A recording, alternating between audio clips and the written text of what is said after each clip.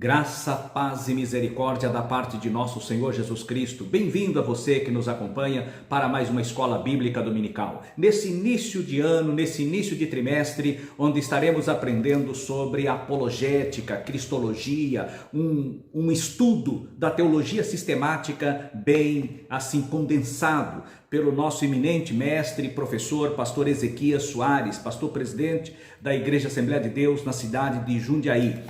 Esse que vos fala é o pastor Antônio Dias, somos aqui de Americana e já convido você, se ainda não for, se inscreva no canal, comente, compartilhe, interaja e nós estaremos respondendo todos os questionamentos que nos forem feitos. Pois bem, a lição de hoje, ela é assim a introdutória deste segundo, ou melhor, desse primeiro bloco de lições. A lição anterior, a lição primeira, foi uma lição introdutória ao trimestre e esta lição 2, Somos Cristãos, é introdutória a esse primeiro bloco de lições que vai da lição 2 até a lição de número 8. Pois bem, o nosso texto áureo está baseado em Atos dos Apóstolos, capítulo 15 e 19, pelo que julgo que não se deve perturbar aqueles dentre os gentios que se convertem a Deus. Atos capítulo 15, versículo 19. O texto básico para nosso comentário está em Gálatas capítulo 2, versículos de 1 a 9, onde nós estaremos focados nesse capítulo 2 e também em Atos dos Apóstolos no capítulo 9. Será a essência, a base do apoio do texto sagrado para o comentário da nossa lição. O que é fé? O que é religião? Quem eram os judaizantes? Quem eram os fariseus? Quem eram os saduceus? Quais as seitas judaicas? Judaísmo é o mesmo que hebraísmo? Cristianismo é judaico? Judaísmo atual. Então são dentro desses pontos que nós estaremos comentando a nossa lição neste dia. O pastor Ezequias, logo no início, ele vai dizer o seguinte: a igreja herdou dos judeus muitas ideias e práticas no campo teológico e ético, visto que a jornada histórica da igreja começou em Jerusalém no dia de Pentecoste, numa comunidade judaica. Tanto é que Jesus, em Atos 1 e 8, ele vai dizer assim: ficai na cidade de Jerusalém até que do alto sejais revestidos de poder, e ser-me-eis testemunhas, começando por Jerusalém, Judeia, Samaria e até aos confins da terra, para que se cumprisse o que ele diz em João capítulo 10, onde ele vai se apresentar como o sumo pastor, o pastor das ovelhas. Eu sou o bom pastor, ali o Senhor diz. E lá no capítulo 11 ele vai dizer que nós, no capítulo 10 de João, ele vem ali com o versículo 10, e versículo 11, ele vai dizer que ele é o verdadeiro pastor. Ele dá vida pelas suas ovelhas, como de fato o fez. Esse bom pastor que foi anunciado por Davi, dizendo lá no Salmo 23, o Senhor é o meu pastor, ele não me faltará. Em João nós vamos ver que ele vai dizer: eis que eu estou convosco todos os dias. Lá em Mateus, todos os dias. Lá em Marcos, o Senhor vai dizendo nos evangelhos, quando ele entrega a última mensagem, que ele estaria com a sua igreja todos os dias até a consumação dos séculos. Então, nós estamos aqui debaixo de uma vara que nos rege, debaixo de uma autoridade que nos comanda. Nós estamos debaixo do comando de um cajado que nos levanta quando porventura tropeçarmos.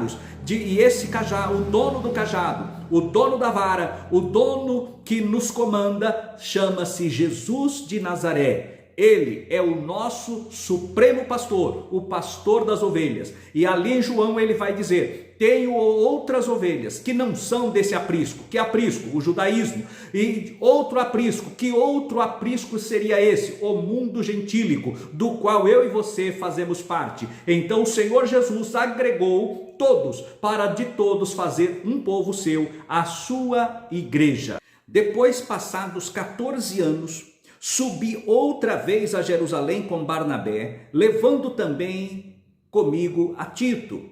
Versículo 2. E subi por uma revelação, ele lhes expus o evangelho que prego entre os gentios, e particularmente aos que estavam em estima, para que de maneira alguma não corresse ou não tivesse corrido em vão. Aqui nós vemos que Paulo, para entendermos aqui, nós precisamos voltar lá em Atos dos Apóstolos, no capítulo 9, para entender. Segundo alguns estudiosos, tem trazido assim esta dinâmica, esta explicação.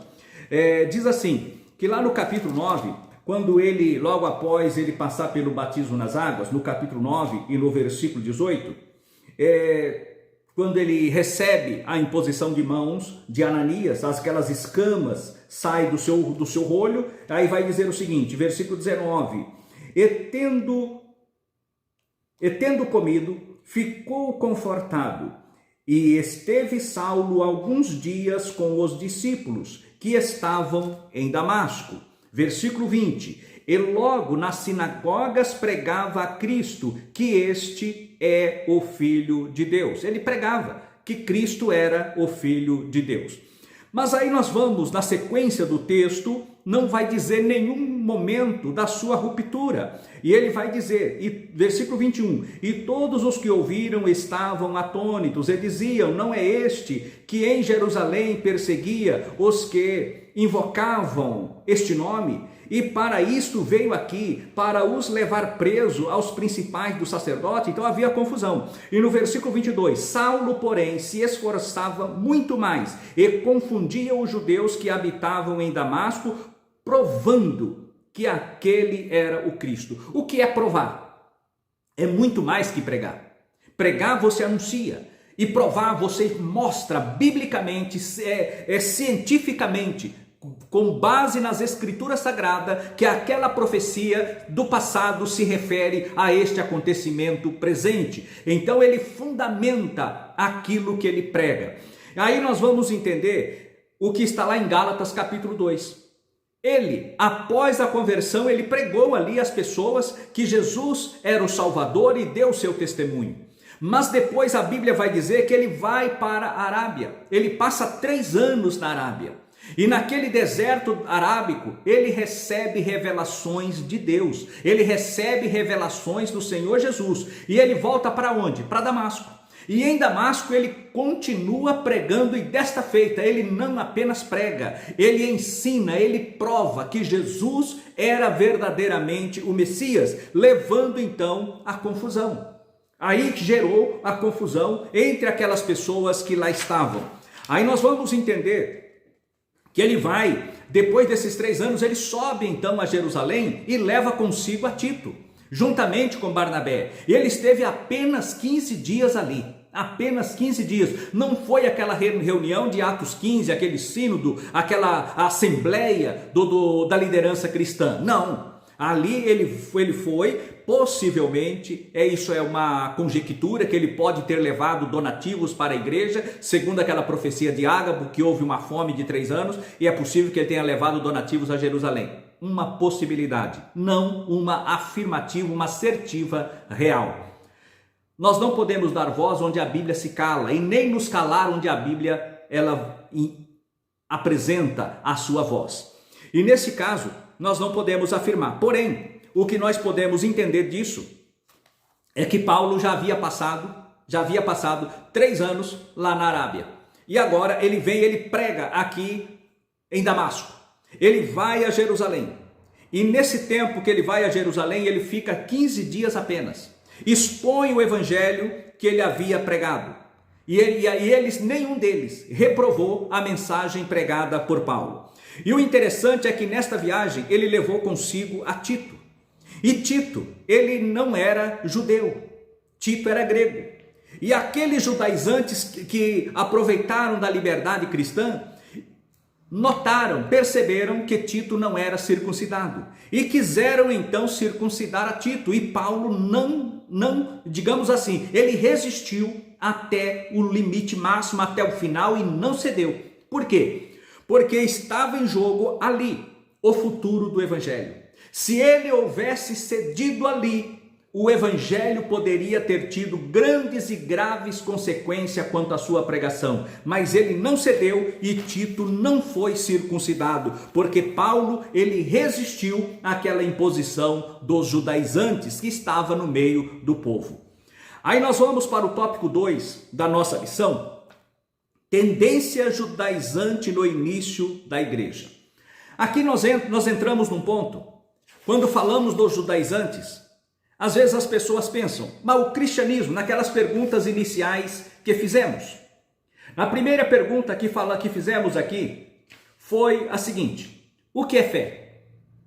Lá em Hebreus, capítulo 11, e no versículo 1, ali está a tradução bíblica do que é fé, a explanação bíblica do que é fé, porém é profundo. Fé é o firme fundamento das coisas que se esperam. É a firme convicção das coisas que se esperam e prova das coisas, daquilo ou de fatos que se não vê ou do que não se vê. Então nós estamos vendo aqui que fé é a convicção do que se espera e a convicção de fatos que nós ainda não vemos. Isso é fé. Está ali colocado em Hebreus capítulo 11 e no versículo 1. Aí vem a outra pergunta que nós fizemos: o que é religião? O que é religião? Religião, ela vem do termo religare. Mas o que é religar? Religião, ela tem o significado latino do religar. Religare, que é religar. Religar o quê? É quando o homem, ele busca uma divindade superior e procura chegar a essa divindade, agradar essa divindade, estabelecer um relacionamento, um canal, onde sobe o sacrifício, onde sobe a veneração, sobe a adoração, e desta divindade vem uma resposta para aquilo que o homem almeja no seu interior. Independente de ser em Deus, de ser em demônios, de ser idolatria, de ser o que é. Este é o princípio básico da religião. Porém, nós somos ligados a Deus por Jesus Cristo. Jesus é a verdadeira religião, é o que verdadeiramente liga o homem a Deus. Ele diz: eu sou o caminho, a verdade e a vida, ninguém vem ao Pai senão por mim. Então não existe um segundo caminho, um terceiro via, não existe nem segunda, terceira, quarta ou quinta via para chegarmos a Deus. Há apenas uma, e esta única via chama-se Jesus Cristo, o Jesus de Nazaré. Este é o único caminho, a verdade e a vida. Aí nós vamos entender que a verdadeira religião é esta. Aí vem a outra pergunta que nós fizemos no início: quem eram os judaizantes? Quem eram os judaizantes? Aí nós vamos voltar aqui para o tópico 2 da nossa lição, onde vai dizer o espanto, número 1, o espanto dos apóstolos, quem eram os judaizantes e o clima de tensão. Aí nós vamos entender que Paulo, ele nessa carta aos Gálatas, quando o apóstolo chega na Galácia, ele percebe que aquele evangelho que ele havia pregado havia mudado. Ele já havia passado por ali pregando e agora os Gálatas já haviam mudado. E estava introduzindo no cristianismo preceitos judaizantes. Mas que preceitos eram estes?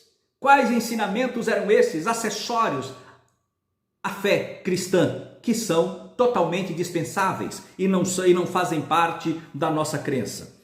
Ele vai dizer: ainda que um anjo desça do céu e pregue um evangelho diferente deste que eu vos tenho pregado, seja amaldiçoado, ou seja anátema, amaldiçoado. Aí nós vamos entender das seitas judaizantes. Quais eram as seitas judaizantes que havia naquele momento? Nós falamos a princípio que a igreja, ela saiu do judaísmo, mas ela não é judaica. A igreja é todos os homens que crê em Jesus Cristo, independente da sua linhagem étnica. Nós tínhamos ali, naquela época, os fariseus, que era o principal deles, que era chamado também de perushim, que quer dizer segregados. Eles davam ampla importância às formalidades externas, à lei oral. E dizia que a lei de Moisés não consistia apenas naquilo que estava escrito, mas também nas tradições orais que os anciãos receberam no monte juntamente com Moisés e foram transmitidos aos seus filhos. Aí de onde surge então o chamado Talmud. Existe o Talmud babilônico, o Talmud samaritano, existe vários escritos dos judeus, que eram chamados talmudistas. E hoje, infelizmente, nós estamos vendo no meio do nosso povo, dos nossos pregadores talmudistas, trazendo ensinamento talmudista para a igreja de Cristo nesta última hora. Isso é um absurdo. que Paulo rejeitou, refutou lá no princípio da igreja. E aqui, esses fariseus, eles surgiram por volta do século II a.C. Eles vieram com essas suas tradições e formaram então uma religião. E também nesse mesmo período do século II surgiram também o outro grupo, que eram uma verdadeira seitas, porque eles não seguiam a lei de Moisés. Os fariseus não seguiam e não observavam a lei de Moisés. Eles eram tradicionalistas, seguiam as tradições e as leis orais, tanto é que Jesus condena eles. Ele vai dizer, quando o filho disser ao pai ou à mãe, que morra de morte, ou melhor, que morra apedrejado, né? É réu de morte. E o que dizia a tradução? É corbã, oferta ao Senhor. Então ele fala, pela vossa tradição invalidais a lei. E no entanto eles queriam obrigar os discípulos de Jesus a lavarem as mãos quando comerem, no caso, né, comer sem lavar as mãos, sem observar a lavagem das mãos. Aí nós temos outro grupo, que era chamado zelotes. Os zelotes não era apenas aqueles que observavam a lei, eles olhavam para a questão religiosa, mas também eles olhavam para a questão política, porque depois da tomada de Jerusalém, do regresso do cativeiro babilônico, foi dado uma ênfase à classe sacerdotal. E ali muitas vezes os sacerdotes se tornavam governantes ou principal autoridade política. E os zelotes, eles queriam que o Messias, né, aparecesse, eles almejavam a vinda do Messias e que o Messias seria um rei guerreiro, assim como foi Davi, como foi Josué, que fosse um rei guerreiro para retomar ali a autoridade, para retomar ali o comando da nação de Israel. Desta forma, os saduceus, eles eram políticos. Não somente religiosos, mas uma religião política. Era uma seita, diferente da seita dos fariseus. Aí nós temos também outra seita que era grande ali, os chamados saduceus, que era composto pela alta classe, pelos ricos, pelos nobres da terra, eles eram dos saduceus. Se bem que os fariseus também eram de alta potente, de alta posse. Porém, os saduceus eram maiores ainda do que eles, eram, digamos assim, a classe alta. E nesta classe estava o comando tanto do Sinédrio, que era composto por saduceus, por fariseus e também pela alta classe dos nobres ali de Israel. E os saduceus comandavam também o sacerdócio. O sacerdócio era comandado pelos saduceus. E outra classe, que seria aqui o quarto grupo, seriam os essênios.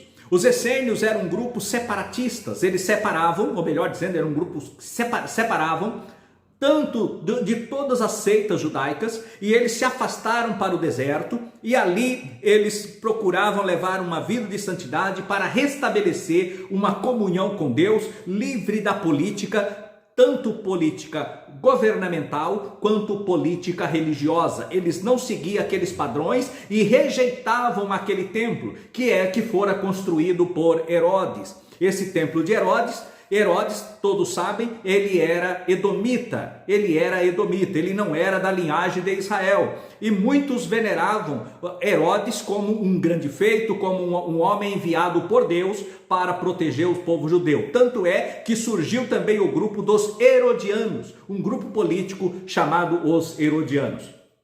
Pois bem, dentro disso nós vamos ver que esses judaizantes chegaram na Galácia e começaram a trazer ensinamentos errôneos, concernente às tradições, concernente à lei mosaica, para que aqueles salvos em Cristo Jesus, se não observassem aquelas tradições, se não observassem a lei, não poderiam ser salvos. É aí onde Paulo vai dizer, seja então amaldiçoado os que assim procederem. E fala ainda que um anjo desça do céu e pregue um evangelho diferente desse que eu vos tenho pregado, seja amaldiçoado.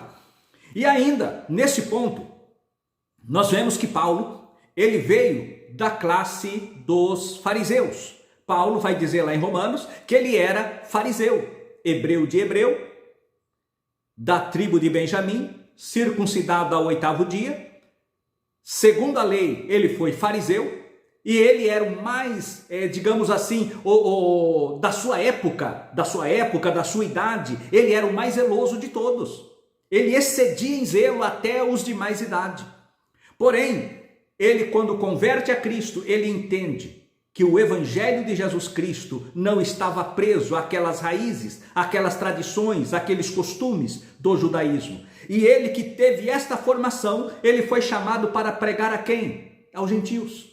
O Senhor fez dele um doutor dos gentios, ao passo que Pedro, que foi o primeiro que pregou aos gentios na casa de Cornélio, e ali o Espírito Santo desceu sobre toda aquela casa, e todos foram batizados com o Espírito Santo, falaram em outras línguas, profetizaram, e ali a glória de Deus foi manifesta, um culto, por assim dizer, um culto pentecostal, que Pedro, ao pregar na casa de Cornélio, ele vivenciou, ele presenciou. No entanto, Deus não o chamou para pregar para os gentios, mas chamou ele para pregar para os judaizantes, para aqueles que tinham o costume do judaísmo. Não é que Paulo e Pedro pregavam evangelhos diferentes, o público era diferente. Tanto é que Paulo vai dizer: se foste chamado sendo circuncidado, permaneça circuncidado, não há problema algum. Não, agora, se o Senhor te chamou não sendo circuncidado, não se circuncide.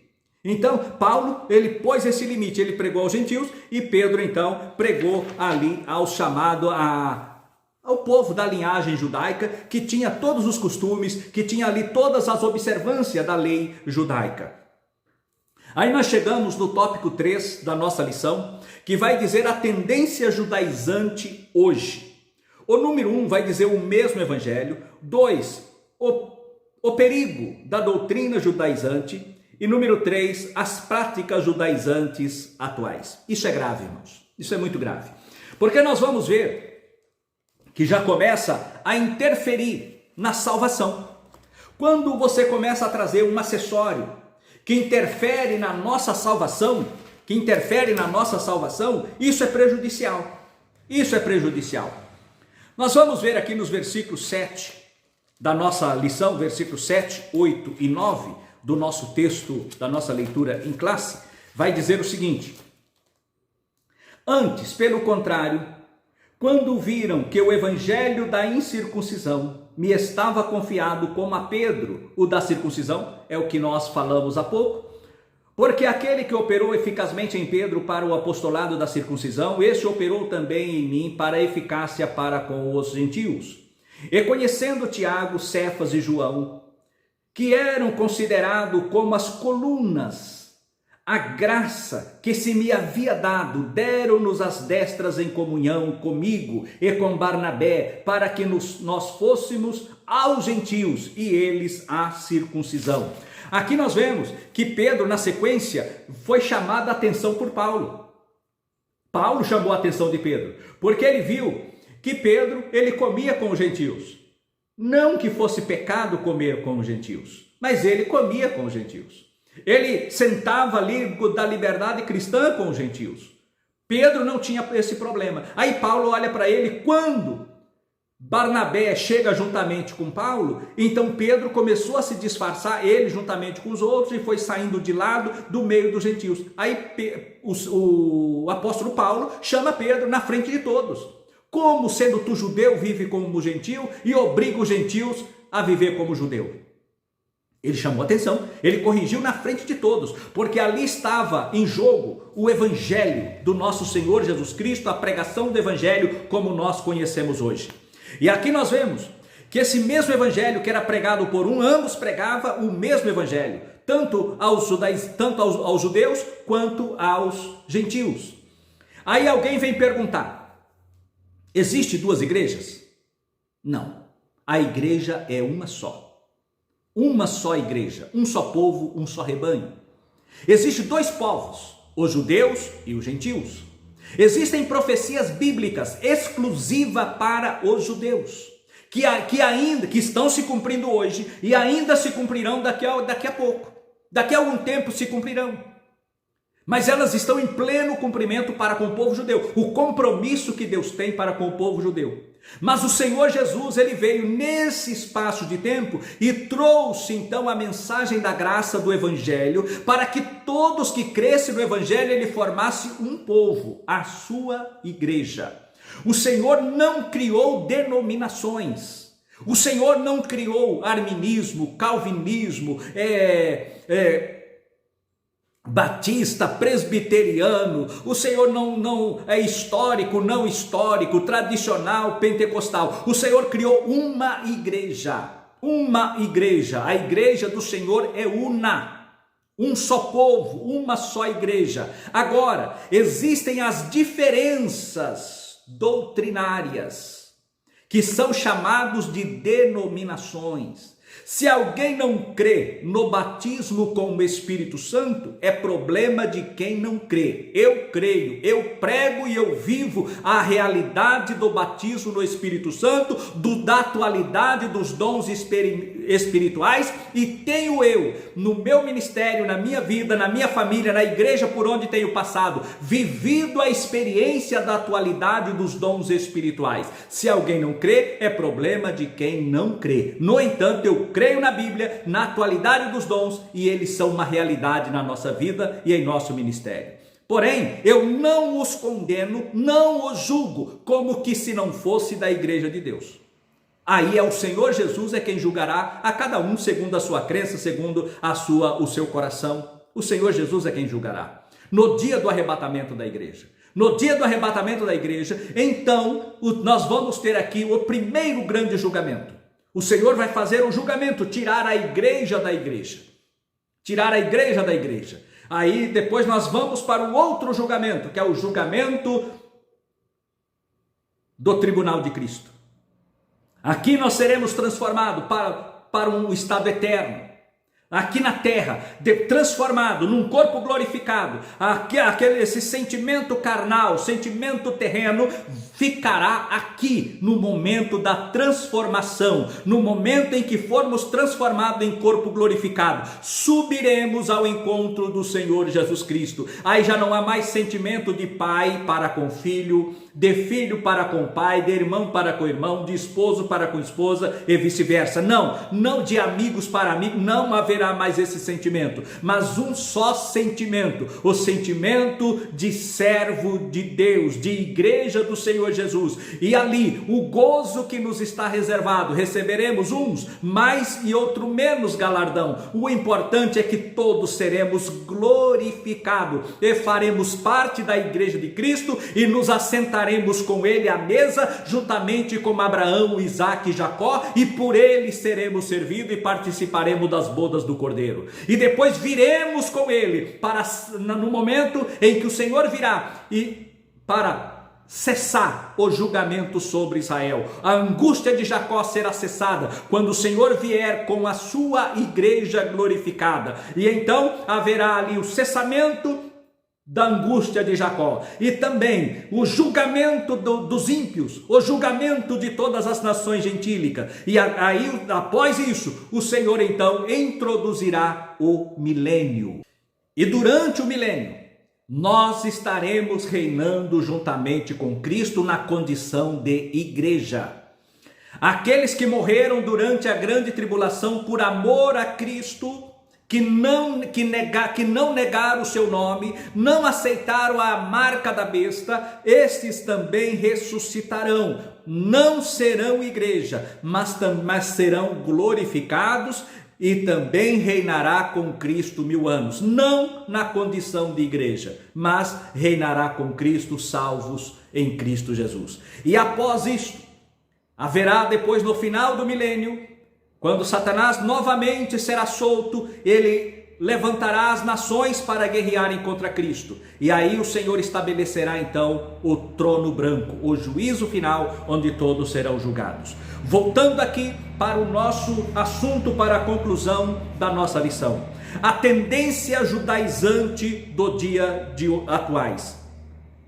Aí eu quero ler aqui: ameaça a liberdade cristã e o perigo do cristianismo se tornar uma mera seita judaica. Os cristãos judaizantes alteravam o cerne do evangelho. Então, eles queriam inserir uma doutrina, um apetrecho, um garrancho na doutrina de Cristo, para assim desconfigurar o verdadeiro cristianismo. E hoje não está sendo diferente. Nós estamos vendo hoje pessoas querendo usar o quipá, pessoas querendo usar vestimenta, cordão, pessoas querendo usar a vestimenta judaica, querendo as indumentárias judaicas, do culto judaico, querendo introduzir na igreja, ao pregar, quer colocar aquelas indumentárias judaicas. Isso é apetrecho, isso é judaizar a igreja atual. Jesus não mandou isso, cada povo com seu costume. Há o costume dos escoceses, há o costume dos africanos, há o costume aqui no Brasil, o costume da Europa, há o costume oriental. Cada povo tem a sua cultura e o seu costume. Nós não precisamos pegar a cultura judaica e trazer para o cristianismo para dizer que é sinônimo de santidade, que é para agradar ao Senhor, que Deus se agradará disso. De maneira alguma. Isto é trazer penduricalho para o evangelho e nos separar da verdadeira doutrina de Cristo Jesus. Então, há muitos que colocam até no culto, até no ambiente, nos nossos salões de culto, nos nossos templos, coloca lá na frente ali da igreja, ou no púlpito, ou diante do púlpito, coloca ali uma arca da aliança. Você ter uma arca da aliança em casa, na sua estante, você querer guardar, ver ali, comprar alguma coisa, eu não vejo isso como um pecado, um danoso, que vai interferir na nossa fé. Mas agora você colocar isso no local de culto, como símbolo de santidade, o povo passará a reverenciar aquele objeto. Isso é bezerro de ouro. Isso é bezerro de ouro. Nós não podemos fazer isso. A igreja do Senhor Jesus não se deve se curvar a estas coisas, a estas práticas, porque estas práticas é o judaísmo, é trazer os chamados judaizantes da atualidade, que nos separa de Cristo, ao invés de dele nos aproximar. Então é um cuidado que precisamos ter. Aí nós temos aí o uso do shofar, talit, kippá, é tudo trazido aqui. Nós temos pessoas que pregam o evangelho que são messiânicos. Eles pregam para a comunidade daquela forma, para a comunidade judaica, mas eles são judeus. Eles são judeus, eles praticam a circuncisão, mas eles são judeus. Não há problema algum quanto a isso. Agora, o gentio querer adotar essas práticas, aquele que não tem a linhagem judaica e quer adotar isso para, como se fosse embelezar, santificar, acrescentar no cristianismo, está se desviando do propósito do evangelho. Então, os não-judeus, da mesma forma, é alguém chamado estando incircuncidado. Não se circuncide, é o que Paulo ensina na 1 de Coríntios capítulo 7, ou seja, ele não precisa se judaizar, é erro o não judeu adotar práticas judaicas na liturgia e no dia a dia para imitar o judaísmo. Portanto, conclui, cada um fique na vocação em que foi chamado. Então esta é a recomendação do apóstolo Paulo para as nossas vidas. Que Deus os abençoe, que Deus os guarde até a próxima lição, se Deus quiser. Amém.